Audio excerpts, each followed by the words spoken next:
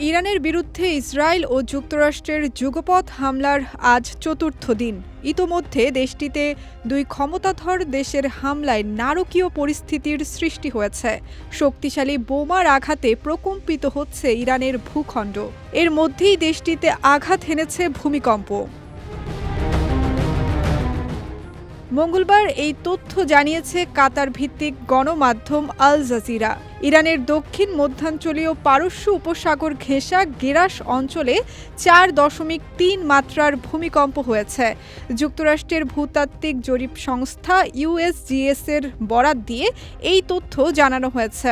USGS জানায় ভূপৃষ্ঠ থেকে 10 কিলোমিটার গভীরে ভূমিকম্পের উৎপত্তি হয়।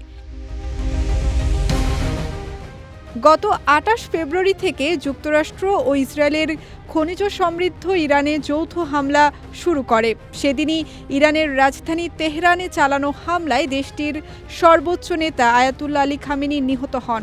পাশাপাশি ইরান মধ্যপ্রাচ্যে মার্কিন ঘাঁটিগুলোকে নিশানা করে হামলা চালাচ্ছে। মার্কিন প্রেসিডেন্ট ডোনাল্ড ট্রাম্প প্রথমে বলেছিলেন, এই যুদ্ধ 4 সপ্তাহ বা এর কম সময় পর্যন্ত চলতে পারে, তবে এখন তা যেন এক অনিশ্চিত ভবিষ্যতের দিকে ঠেলে দিচ্ছে।